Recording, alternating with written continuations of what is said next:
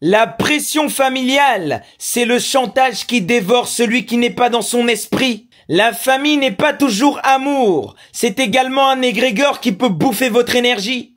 En d'autres termes, la famille n'est pas qu'un groupe de sang, c'est aussi un champ énergétique collectif. Quand tu nais dans une famille, tu entres dans ses mémoires, ses croyances, ses blessures, ses expériences. Et si tu n'es pas centré, cet égrégore va absorber ton identité et ton énergie et t'utiliser comme le prolongement de ces chaînes. Les familles vous tiennent par le chantage émotionnel. Si tu fais pas ça, tu trahis la famille. Si tu fais pas ça, tu seras maudit.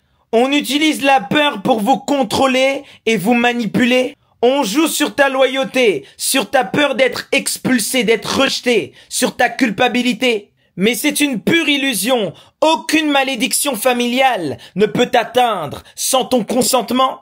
Aucune malédiction familiale ne peut atteindre un être aligné à son esprit. La vraie malédiction, c'est d'accepter ce chantage et d'éteindre ta lumière pour plaire. Mais l'initié n'a pas d'ennemi, même dans sa famille. Ne jouez pas le jeu, ne mettez pas votre énergie et vos émotions dans ces histoires. L'initié voit clair dans la manipulation familiale et il se désengage. Il ne répond ni par la haine, ni par la vengeance. Il se désengage.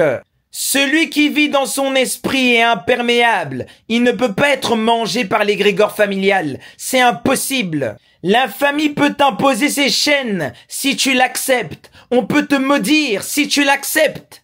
La pression familiale n'a de pouvoir que sur les consciences faibles, attachées et dépendantes.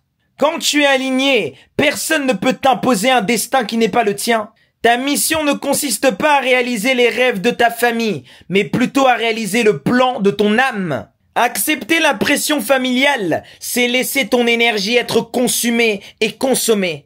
Refuser, c'est affronter le choc, mais c'est retrouver son pouvoir. Il n'est pas question de détester la famille, d'entretenir des conflits, ni de la fuir, parce que ça, ce serait rentrer dans le jeu de l'égrégore familial. C'est ce qu'il veut.